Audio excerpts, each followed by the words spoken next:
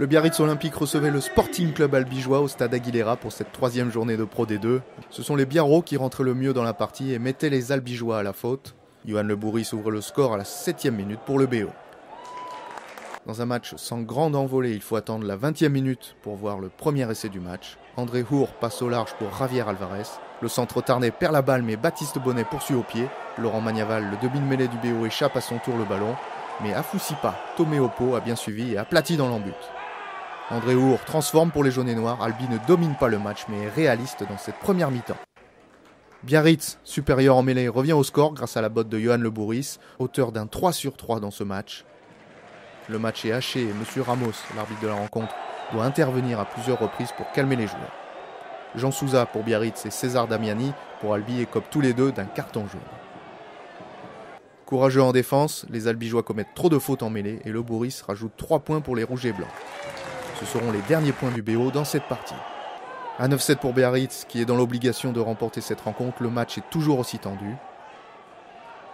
Albi est tout proche de marquer un deuxième essai sur ce petit par-dessus de Shannon Rick, mais Ledouard Manou et Morgan Marchini cafouillent le ballon.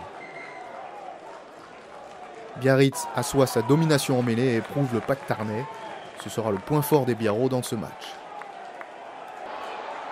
Albi est toujours aussi redoutable en contre. Morgan Marchini est bien repris par la défense basque. Les deux équipes rejoignent les vestiaires sur ce léger avantage Biarros.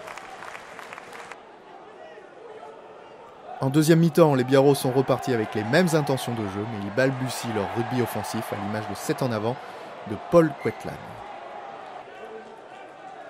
Albi, de son côté, engrange des points à chacune de ses incursions dans le camp du BO. André Hour sanctionne l'indiscipline des joueurs basques par une nouvelle pénalité avant de mal négocier un avantage en faveur des Tarnais. Biarritz utilise ses dernières munitions pour repasser devant, mais Rodney Davis et ses coéquipiers sont trop imprécis. Le suspense est total dans cette fin de match et André Hour tente une pénalité de près de 50 mètres, mais elle est trop courte. Ce n'était que partie remise. Lucas Kondou, après un bon travail de ses avants, claquait un drop des 35 mètres dans les ultimes minutes. À 13-9 pour Albi, Biarritz tentait le tout pour le tout, attaquait de ses 22 mètres mais se faisait contrer. Jean Souza perd le ballon, Javier Alvarez filait vers l'embut, mais était repris in extremis. Afoussipa, Tomé Oppo, encore lui, récupérait le cuir, marquait son deuxième essai personnel et scellait la victoire du SCA 20-9. Biarritz perdait son bonus défensif ainsi que son troisième match de la saison. Albi, après sa victoire à Bourgoin la semaine dernière, réalisait une très bonne opération.